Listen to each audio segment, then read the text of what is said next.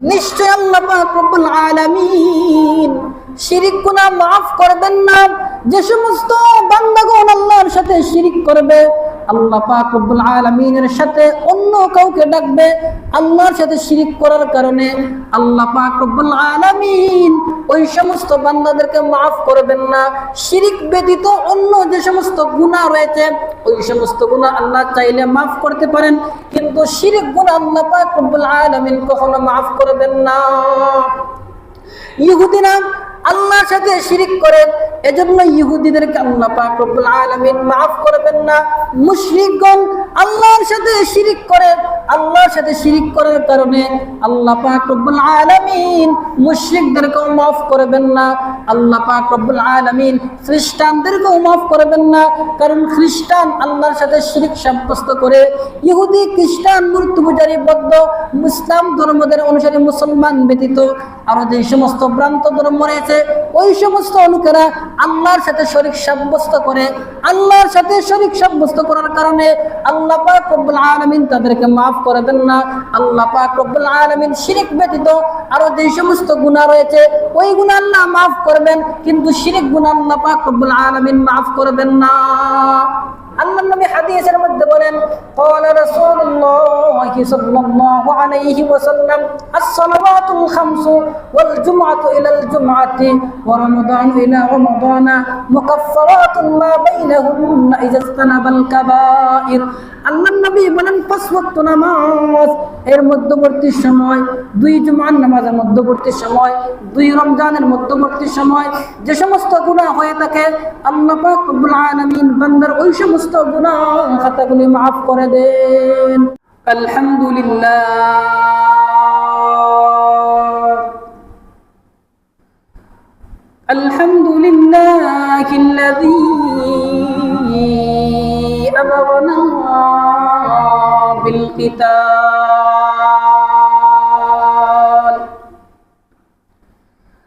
লিয়ু'যিবাল কাফিরিনা বিআইদিনা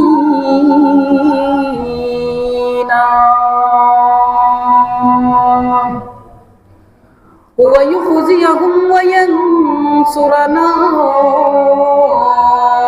আলাইহিম ويشفي صدور قوم مؤمنين والصلاة والسلام على سيدنا محمد وعلى آله وأصحابه الذين كانوا أشداء على الكفار ورحماء على المسلمين أما بعد فأعوذ بالله من الشيطان الرجيم بسم الله الرحمن الرحيم إن الذين آمنوا وعملوا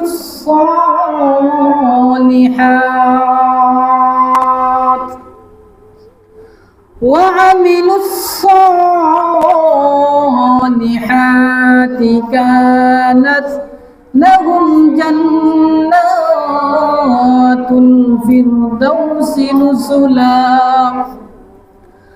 خالدين فيها لا يبغون عنها حولا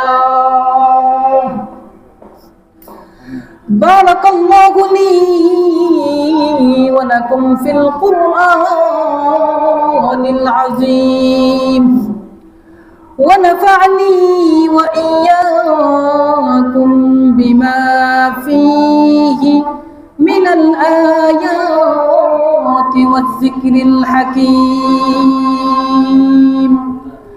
اللهم صل على محمد وعلى آل محمد كما صليت على إبراهيم وعلى آل إبراهيم إنك حميد مجيد اللهم بارك على محمد وعلى آل محمد كما باركت على إبراهيم وعلى آل إبراهيم إنك حميد مجيد সালাতুল জুমআ আদায় করার জন্য উপস্থিত সম্মানিত মুসল্লিয়ানে কেরাম, আমরা মহান মালিক আল্লাহ পাক রব্বুল আলামিনের দরবারে শুকরিয়া আদায় করি যে মহান মালিক আল্লাহ পাক রব্বুল আলামিন আমাদেরকে আল্লাহ তাআলার মহান হুকুম সালাতুল জুমআ আদায় করার জন্য আল্লাহর ঘর মসজিদে উপস্থিত হওয়ার তৌফিক দান করেছেন। এজন্যই সকলে মহান মালিক আল্লাহ পাক রব্বুল আলামিনের দরবারে শুকর আদায় করি, সকলে বলি আলহামদুলিল্লাহ। আল্লাহ পাক রব্বুল আলামিনের নিয়ামত পাইয়া নিয়ামতের শুকরিয়া আদায় করলে আল্লাহ পাক রব্বুল আলামিন বান্দার নিয়ামতকে বৃদ্ধি করে দেন। কারণ আল্লাহ পাক রব্বুল আলামিন কোরআনের মধ্যে বলেন লা ইন শাকারতুম লা আযীদান্নাকুম, যদি কোনো বান্দা আল্লাহ তাআলার নিয়ামত পাইয়া আল্লাহর নিয়ামতের শুকরিয়া আদায় করে, আল্লাহ বলেন লা আযীদান্নাকুম, অবশ্যই আমি আল্লাহ বান্দার নিয়ামতকে বৃদ্ধি করে দেব। ওয়ালা ইন কাফারতুম ইন্না আযাবি লাশাদীদ, এরপর আল্লাহ বলেন যদি কোনো বান্দা আল্লাহর নিয়ামত পাইয়া নিয়ামতের শুকরিয়া আদায় করে না, আল্লাহ পাক রব্বুল আলামিন এমন বান্দাদের কাছ থেকে আল্লাহ তাআলার নিয়ামতকে ছিনিয়ে আনেন এবং আল্লাহ এমন বান্দাকে কঠিন শাস্তির মধ্যে নিমজ্জিত করেন। এজন্যই সর্ব অবস্থায় সর্বমুহূর্তে আল্লাহ পাক রব্বুল আলামিনের নিয়ামতের শুকরিয়া আদায় করা, আল্লাহ পাক রব্বুল আলামিনের নিয়ামতের শুকরিয়া আদায় করলে আল্লাহ পাক রব্বুল আলামিন বান্দার প্রতি সন্তুষ্ট হয়ে যান, বান্দার নিয়ামতকে বৃদ্ধি করে দেন। আমি আপনাদের সামনে মহাগ্রন্থ আল কোরআনের দুইটা আয়াত তিলাওয়াত করেছি।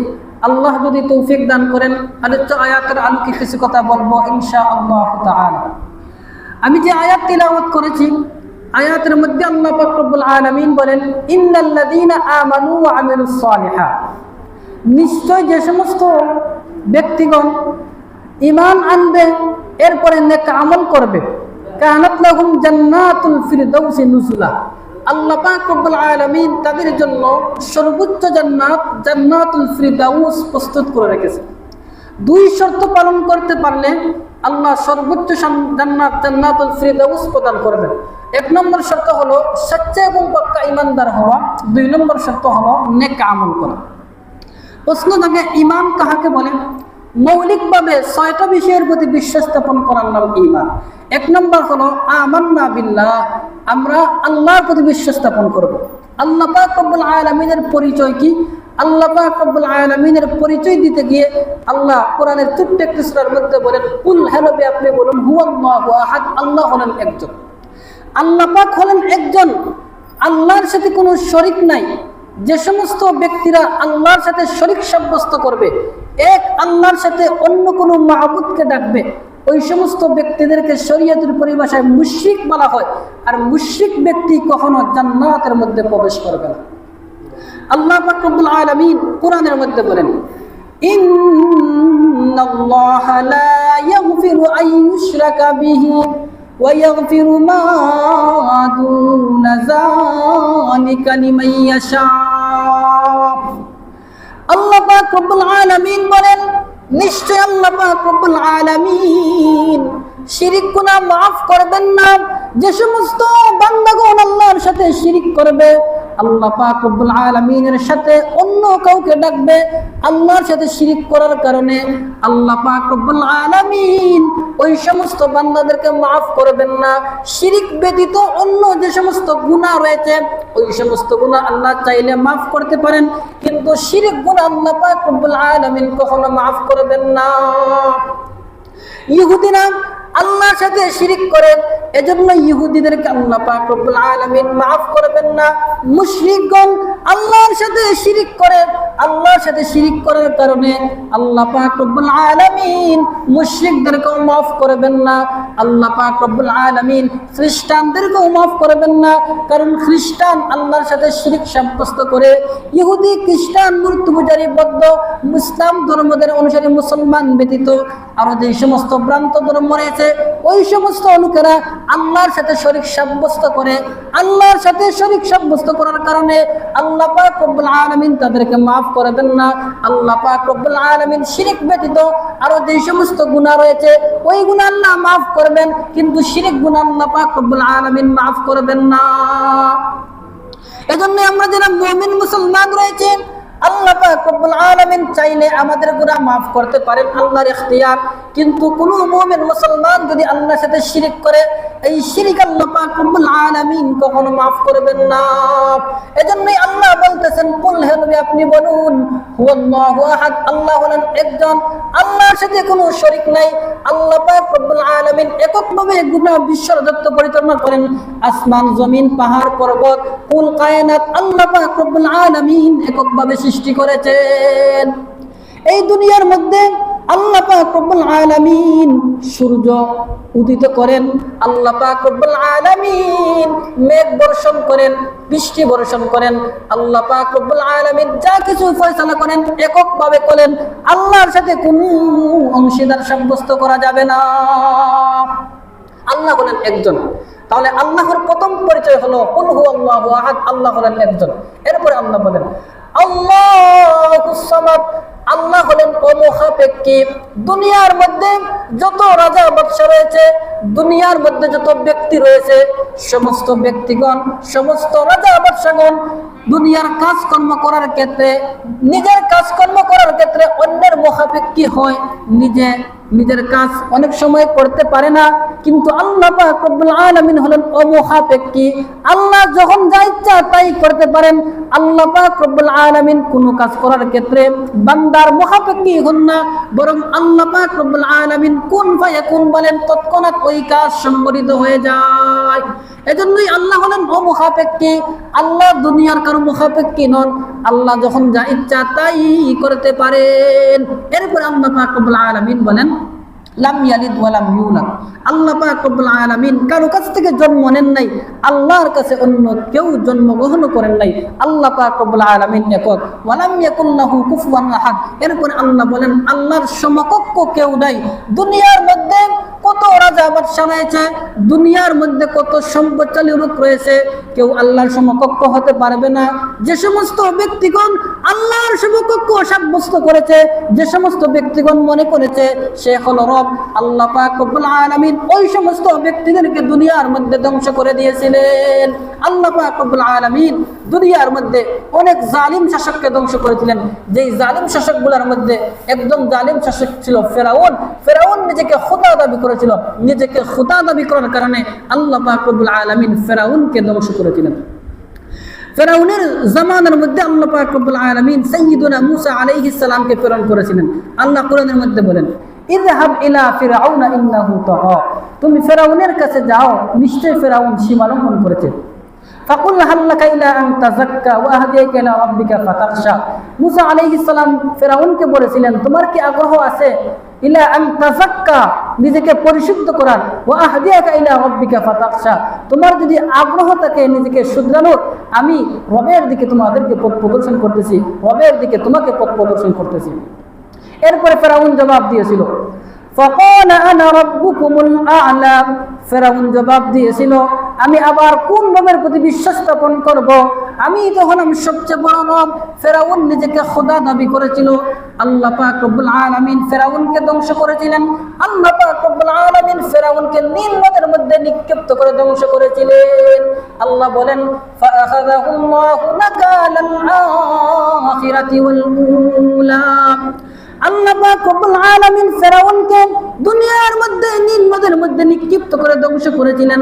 আল্লাহ পাক রব্বুল আলামিন ফিরাউনকে পরকালের মধ্যে কঠিন শাস্তি ভোগ করাবেন, কারণ ফিরাউন নিজেকে খোদা দাবি করেছিল। নিজেকে খোদা দাবি করার কারণে আল্লাহ পাক রব্বুল আলামিন ফিরাউনকে ধ্বংস করে দিয়েছিলেন। আরেকজন শাসক পাওয়া যায় যে নিজেকে খোদা দাবি করেছিল, তার নাম হলো নমরুদ। নমরুদ সে নিজেকে খোদা দাবি করার কারণে আল্লাহ পাক রব্বুল আলামিন সাধারণ একটা লেনদেনের মাধ্যমে নমরুদকে ধ্বংস করে দিয়েছিলেন। আল্লাহর সমকক্ষ কেউ নাই। যে সমস্ত ব্যক্তিরা আল্লাহর সমকক্ষ সাব্যস্ত করবে, নিজেকে খোদা দাবি করবে, আল্লাহ পাক রব্বুল আলামিন ওই সমস্ত ব্যক্তিদেরকে ধ্বংস করেছিলেন। জালিমদেরকে আল্লাহ পাক রব্বুল আলামিন কঠিন শাস্তি প্রদান করেছিলেন। কিয়ামতের আগ পর্যন্ত যে বাজারে নিজেকে খোদা দাবি করবে, আল্লাহ তাদেরকে কঠিন থেকে কঠিন শাস্তি ভোগ করাবে। তাহলে ঈমানের প্রথম নম্বর পরিচয় হলো আল্লাহর প্রতি বিশ্বাস স্থাপন করা। 2 নম্বর হলো ওয়া মালাইকাতি, ফেরেশতাদের প্রতি বিশ্বাস স্থাপন করা। ফেরেশতাগণ হলেন বিশেষ নূরের তৈরি। আল্লাহ পাক রব্বুল আলামিন তাদেরকে বিশেষ দায়িত্ব দিয়ে সৃষ্টি করেছেন। হাজার হাজার লক্ষ লক্ষ ফেরেশতা রয়েছেন। এদের মধ্যে অন্যতম হলেন 4 জন ফেরেশতা। একজন হলেন জিবরাইল আলাইহিস সালাতু ওয়াস সালাম, আরেকজন ইসরাফিল আলাইহিস সালাতু ওয়াস সালাম, আরেকজন মিকাইল আলাইহিস সালাতু ওয়াস সালাম, আরেকজন হলেন আজরাইল আলাইহিস সালাতু ওয়াস সালাম। আজরাইল আলাইহিস সালামের দায়িত্ব হলো মানুষের জান কবজ করা। দুনিয়ার মধ্যে যে সমস্ত ব্যক্তিগণ ইন্তেকাল করে, আজরাইল আলাইহিস সালাতু ওয়াস সালাম তাদেরকে জান কবজ করে, এরপরে আল্লাহ পাক রব্বুল আলামিনের কাছে নিয়ে যান। আরেকজন হলেন ইসরাফিল আলাইহিস সালাতু ওয়াস সালাম। ইসরাফিল আলাইহিস সালামের দায়িত্ব হলো উনি সিংহা হাতের মধ্যে নিয়ে রয়েছেন। আল্লাহ পাক যখন হুকুম করবেন, হুকুম করার পরে ইসরাফিল আলাইহিস সালাম সিংহার মধ্যে যখন ফুৎকার দিবেন, ফুৎকার দেওয়ার পরে আসমান জমিন ভেঙে চূর্ণ বিচূর্ণ হয়ে যাবে। এরপর আল্লাহ আবার হুকুম করবেন ইসরাফিল আলাইহিস সালামকে সিংহার মধ্যে ফু দেওয়ার জন্য। ইসরাফিল আলাইহিস সালাম যখন সিংহার মধ্যে 2 নম্বর ফুৎকার দিবেন, এমত অবস্থায় দুনিয়ার মধ্যে যে সমস্ত ব্যক্তিগণ ইন্তেকাল করেছিল সমস্ত ব্যক্তিগণ কবর থেকে উঠে দাঁড়াবে, হাসরের ময়দানের মধ্যে যাবে। আল্লাহ পাক রব্বুল আলামিন ওই সমস্ত ব্যক্তিদের বিচার কার্য পরিচালনা করবেন। 3 নম্বর হলো মিকাইল আলাইহিস সালাতু ওয়াস সালাম, ওনার দায়িত্ব হলো মেঘ বৃষ্টি বর্ষণ করা। 4 নম্বর হলো জিবরাইল আলাইহিস সালাতু ওয়াস সালাম, উনি সমস্ত পয়গম্বরদের কাছে ওহী নিয়ে এসেছিলেন। এই হলো 4 জন ফেরেশতা। এই 4 জন ফেরেশতা হলো প্রধান, আর ওনার অধীনে যারা রয়েছে ওনারা হলেন দায়িত্বপ্রাপ্ত। আল্লাহ ফেরেশতাদেরকে বিশেষ দায়িত্ব দিয়ে রেখেছেন। যে ফেরেশতাদেরকে যে দায়িত্ব দিয়ে রেখেছেন আল্লাহ পাক রব্বুল আলামিন হুকুমে ওই সমস্ত ফেরেশতাগণ দায়িত্ব পালন করেছেন। হলো ওয়া কুতুবিহি, আসমানি কিতাবসমূহের প্রতি বিশ্বাস স্থাপন করা। আল্লাহ পাক রব্বুল আলামিন এই দুনিয়ার মধ্যে লক্ষাধিক পয়গম্বর প্রেরণ করেছিলেন। সমস্ত পয়গম্বরদের দায়িত্ব ছিল, নবীদের দায়িত্ব ছিল উম্মতদের কাছে দাওয়াতি কাজ পৌঁছে দেওয়া। ধারাবাহিকভাবে আল্লাহ পাক রব্বুল আলামিন সমস্ত পয়গম্বরদের কাছে কিতাব নাযিল করেছেন, আসমানি গ্রন্থ। আসমানি গ্রন্থের মধ্যে 4টা গ্রন্থ হলো প্রধান। 1 নম্বর হলো তাওরাত, 2 নম্বর জাবুর, 3 নম্বর ইনজিল, 4 নম্বর হলো কোরআন। কোরআন ব্যতীত বাকি অন্যান্য গ্রন্থ অন্য নবীদের উপর নাজিল হয়েছে। এই কোরআন নাজিল হয়েছে আমাদের নবী বিশ্ব নবী মুহাম্মদ মুস্তাফা সাল্লাল্লাহু আলাইহি ওয়াসাল্লামের উপর। ওয়ারসুলিহি, রসুলগণের প্রতি বিশ্বাস স্থাপন করা। ওয়াল ইয়াউমিল আখিরি, আখিরাতের প্রতি বিশ্বাস স্থাপন করা। এই 6 জিনিসের প্রতি বিশ্বাস স্থাপন করার নাম হলো ঈমান। 1 নম্বর হলো আল্লাহর প্রতি বিশ্বাস স্থাপন করা, 2 নম্বর হলো ফেরেশতাদের প্রতি বিশ্বাস স্থাপন করা, 3 নম্বর হলো আসমানি কিতাবসমূহের প্রতি বিশ্বাস স্থাপন করা, 4 নম্বর হলো নবীদের প্রতি বিশ্বাস স্থাপন করা, 5 নম্বর হলো তাকদীরের প্রতি বিশ্বাস স্থাপন করা, 6 নম্বর হলো আখিরাতের প্রতি বিশ্বাস স্থাপন করা। এই 6 জিনিস যারা বিশ্বাস করবে বুঝতে হবে তাদের ঈমান রয়েছে। যারা 6 জিনিস বিশ্বাস করবে না বুঝতে হবে তাদের অন্তরের মধ্যে ঈমান নাই। এজন্যই প্রথম নম্বর শর্ত হলো ঈমান আনয়ন করা। ঈমান আনতে হলে এই 6 জিনিসের প্রতি বিশ্বাস স্থাপন করতে হবে। যারা এই 6 জিনিসের বিশ্বাস স্থাপন করবে তাদেরকে বলা হবে মুমিন মুসলমান। 2 নম্বর শর্ত হলো ওয়া আমিলুস সালিহাত, নেক আমল করা। এখন প্রশ্ন থাকে নেক আমল কি? নেক আমল হলো কোরআন সুন্নাহর মধ্যে যা কিছু বর্ণিত হয়েছে ওই সমস্ত বিষয় হলো নেক আমল। যারা নেক আমল করবে ঈমান আনার পরে আল্লাহ পাক রব্বুল আলামিন তাদের জন্য সর্বোচ্চ জান্নাত, জান্নাতুল ফিরদাউস প্রস্তুত করে রেখেছেন। এখন আমরা অনেক নেক আমল করতে পারি। 1 নম্বর হলো নামাজ। ইসলামের মধ্যে অত্যন্ত গুরুত্বপূর্ণ বিধান হলো নামাজ। আল্লাহ পাক রব্বুল আলামিন কোরআনের অসংখ্য জায়গায় নামাজ শব্দ উল্লেখ করেছেন। আল্লাহ পাক রব্বুল আলামিন কোরআনের মধ্যে বলতেছেন ওয়াকিমুস সালাতা ওয়া আতুজ যাকাত আল্লাহ পাক রব্বুল আলামিন ইমানদার ব্যক্তিদেরকে আদেশ করতেছেন তোমরা নামাজ কায়েম করো, যাকাত প্রদান করো। আল্লাহ পাক রব্বুল আলামিন যেহেতু আদেশ করতেছেন, আল্লাহ যদি কোনো বান্দার প্রতি কোনো কাজের আদেশ প্রদান করেন, আল্লাহ পাক রব্বুল আলামিনের আদেশ প্রদান করার কারণে ওই কাজ ফরজ হয়ে যায়। এজন্যই দৈনিক 5 ওয়াক্ত নামাজ আমাদের উপর পড়া ফরজ। আল্লাহর নবী হাদিসের মধ্যে বলেন, ক্বালা রাসূলুল্লাহ সাল্লাল্লাহু আলাইহি ওয়াসাল্লাম, আস-সালাওয়াতুল খামসু ওয়াল জুমআতু ইলাল জুমআতি ওয়া রমাদানু ইলা রমাদানা মুকাফফারাতুন মা বাইনাহুন্না ইযা ইজতানাবাল কাবাইর। আল্লাহর নবী বলেন 5 ওয়াক্ত নামাজ এর মধ্যবর্তী সময়, 2 জুমার নামাজের মধ্যবর্তী সময়, 2 রমজানের মধ্যবর্তী সময় যে সমস্ত গুনাহ হয়ে থাকে, আল্লাহ পাক রব্বুল আলামিন বান্দার ওই সমস্ত গুনাহ খাতাগুলি মাফ করে দেন। যেমন মনে করেন কোন ব্যক্তি ফজরের নামাজ পড়েছে, ফজরের নামাজ পড়ার পরে ওই ব্যক্তি যখন জোহরের নামাজ পড়বে, ফজর জোহরের মধ্যবর্তী যে গুনাহ হয়েছে, আল্লাহ পাক রব্বুল আলামিন বান্দার সে সমস্ত গুনাহগুলি মাফ করে দেন। ওই ব্যক্তি যখন দৈনিক 5 বার নামাজ পড়বে, 5 ওয়াক্ত নামাজের ভিতরে যা গুনাহ হয়েছে, আল্লাহ পাক রব্বুল আলামিন ওই ব্যক্তির জিন্দেগীর 5 ওয়াক্ত নামাজ পড়ার কারণে ওই 5 ওয়াক্ত নামাজের ভিতরে যা গুনাহ হয়েছে সমস্ত গুনাহ খাতাগুলি মাফ করে দিবেন। এরপরে 2 জুমার মধ্যবর্তী সময় যে গুনাহ হয়েছে, আল্লাহ পাক রব্বুল আলামিন তাও মাফ করে দিবেন। মনে করেন আজকের জুমায় কোনো ব্যক্তি পড়তেছে, আগামী সপ্তাহের জুমায় যদি ওই ব্যক্তি ওই জুমার নামাজ পড়ে, 2 জুমার মধ্যবর্তী যে গুনাহ হয়েছে, আল্লাহর নবী বলেন মুকাফফারাতুন মা বাইনাহুন্না, আল্লাহ পাক রব্বুল আলামিন ওই ব্যক্তির জুমার নামাজের 2 জুমার নামাজের মধ্যবর্তী গুনাহগুলি মাফ করে দিবেন। নামাজ হলো ইসলামের মধ্যে গুরুত্বপূর্ণ। আল্লাহর নবী সাল্লাল্লাহু আলাইহি ওয়াসাল্লাম বলেছেন, বুনিয়াল ইসলামু আলা খামসিন, শাহাদাতি আল্লা ইলাহা ইল্লাল্লাহ ওয়া আন্না মুহাম্মাদার রাসূলুল্লাহ ওয়া ইকামিস সালাতি ওয়া ইতাইজ যাকাত ওয়াল হজ্জি ওয়া সাওমি রমাদান। আমাদের নবী মুহাম্মদ মুস্তাফা সাল্লাল্লাহু আলাইহি ওয়াসাল্লাম বলতেছেন, ইসলাম ধর্ম হলো 5টা স্তম্ভের উপর প্রতিষ্ঠিত। 1 নম্বর হলো সাক্ষ্য দেওয়া আল্লাহ ছাড়া কোনো মাহবুদ নাই, মুহাম্মদ মুস্তাফা সাল্লাল্লাহু আলাইহি ওয়াসাল্লাম হলেন আল্লাহর রাসূল। 2 নম্বর হলো ওয়া ইকামিস সালাত, নামাজ কায়েম করা। 3 নম্বর হলো ওয়া ইতাইজ যাকাত, যাকাত প্রদান করা। 4 নম্বর হলো ওয়াল হজ্জ, হজ পালন করা। 6 নম্বর হলো সাওমি রমাদান, রমজান মাসের রোজা রাখা। ইসলামের 5টা স্তম্ভের মধ্যে 2 নম্বর স্তম্ভ হলো নামাজ। এজন্যই নামাজ হলো গুরুত্বপূর্ণ। আল্লাহর নবী সাল্লাল্লাহু আলাইহি ওয়াসাল্লাম হাদিসের মধ্যে বলেছেন, ক্বালা রাসূলুল্লাহ সাল্লাল্লাহু আলাইহি ওয়াসাল্লাম, আউয়ালু মা ইউহাসাবু বিহিল আবদু ইয়াওমাল কিয়ামাতিস সালাহ। কিয়ামতের দিন আল্লাহ পাক রব্বুল আলামিন বান্দার কাছ থেকে সর্বপ্রথম নামাজের হিসাব গ্রহণ করিবেন। যে সমস্ত বান্দাগণ নামাজের হিসাব সঠিক দিতে পারবে, ওই সমস্ত বান্দাগণ অন্যান্য নেক আমল সঠিকভাবে দিতে পারবে। আর যে সমস্ত বান্দাগণ নামাজের হিসাব সঠিকভাবে দিতে পারবে না, ওই সমস্ত বান্দাগণ অন্যান্য আমল সঠিকভাবে হিসাব দিতে পারবে না। এজন্যই নামাজ পড়তে হবে গুরুত্ব সহকারে। সাহাবায়ে কেরাম নামাজ পরিত্যাগ করেন নাই। একজন সাহাবী এমন ছিলেন যিনি ওনার বিশাল বড় খেজুর বাগান ছিল। একদিন খেজুর বাগানের মধ্যে দেখতে গিয়েছেন, নামাজের সময় হয়ে গেছে, সঙ্গে সঙ্গে নামাজের মধ্যে দাঁড়িয়ে গেছেন। যখন ওই সাহাবী নামাজের মধ্যে দাঁড়িয়ে গেছেন, হঠাৎ নামাজের ভিতরে ধ্যান করে দেখতেছেন একটা পাখি খেজুর বাগানের গুচ্ছের মধ্যে ঢুকে গেছে, বের হতে পারতেছে না। ওনার নজর সেদিকে চলে গিয়েছিল। নামাজ সমাপ্ত হওয়ার পরে চিন্তা করেছিলেন, হায় হায়, খেজুর বাগান থাকার কারণে নামাজের মধ্যে আমি মনোযোগ দিতে পারি নাই।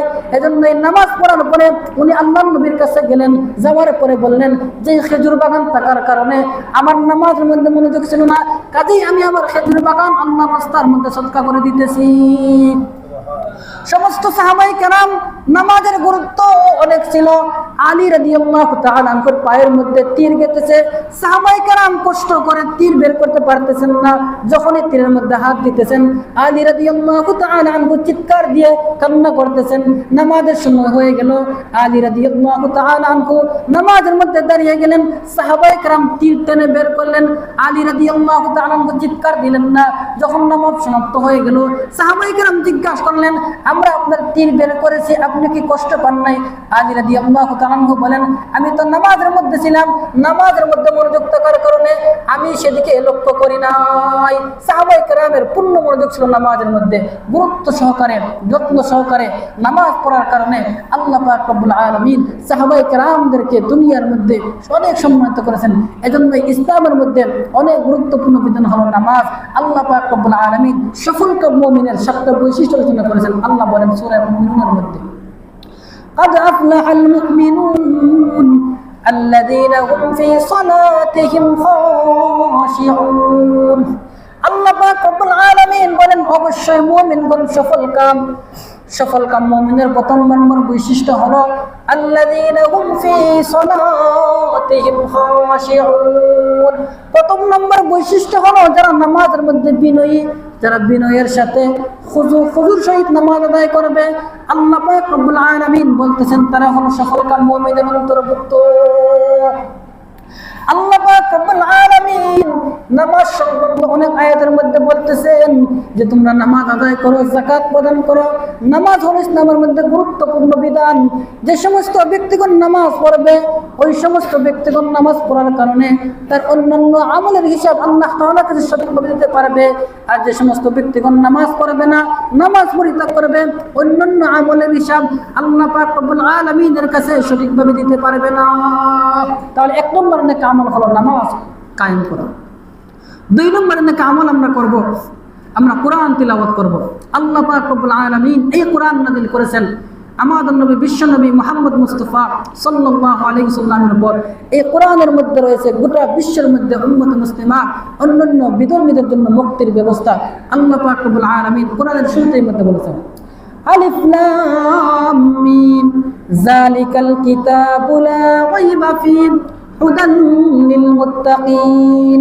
আল্লাহ পাক রব্বুল আলামিন বলতেছেন আলিফ লাম মিম হরফে মুকাত্তাআত। মুফাসসিরিন کرام বলতেছেন এর ব্যাখ্যা হলো আল্লাহু আ'লামু বিমুরাদিহি, আল্লাহ ভালো জানেন এর দ্বারা কি উদ্দেশ্য নিয়েছেন। যালিকাল কিতাবু লা রাইবা ফীহি, আল্লাহ বলতেছেন ওই কিতাব যেই কিতাবের মধ্যে কোনো সন্দেহ নাই, মিন ইনদিল্লাহি, এই কোরআন আল্লাহর পক্ষ থেকে নাযিল হয়েছে। আল্লাহ পাক রব্বুল আলামিন কোরআন নাযিল করেছেন, কাজেই এর মধ্যে কোনো সন্দেহের অবকাশ নাই। হুদান লিল মুত্তাকিন, কোরআনটা হলো মুত্তাকি ব্যক্তিদের পথ প্রদর্শক। এই কোরআন তিলাওয়াত করলে অসংখ্য ফজিলত রয়েছে। আল্লাহ পাক রব্বুল আলামিন বলেন ওয়া ইযা তুলিয়াত আলাইহিম আয়াতুহু যাদাতহুম ঈমানা। যখন মুমিন ব্যক্তির কাছে কোরআন তিলাওয়াত করা হয়, কোরআন তিলাওয়াত করার কারণে যাদাতহুম ঈমানা, মুমিন ব্যক্তির ঈমান অনেক বৃদ্ধি পেয়ে যায়। আল্লাহ নবী হাদিসের মধ্যে বলেন ক্বালা রাসূলুল্লাহ সাল্লাল্লাহু আলাইহি ওয়াসাল্লাম من قرأ حرفا من كتاب الله فله به حسنة والحسنة بعشر أمثالها لا أقول ألف لام ميم حرف ولكن ألف حرف ولام حرف وميم حرف। আল্লাহ নবী বলেন যেই ব্যক্তি কোরআন থেকে একটা হরফ পড়লো, আল্লাহ পাক রব্বুল আলামিন ওই ব্যক্তিকে একটা নেকি দিবেন এবং এক নেকি বাড়িয়ে আল্লাহ পাক রব্বুল আলামিন 10 নেকি প্রদান করবেন। আল্লাহ নবী বলেন না আকুলু আলিফ লাম মিম হরফুন, আমি একথা বলি না আলিফ লাম মিম একটি হরফ, বরং আলিফুন হরফুন ওয়া লামুন হরফুন ওয়া মিমুন হরফুন।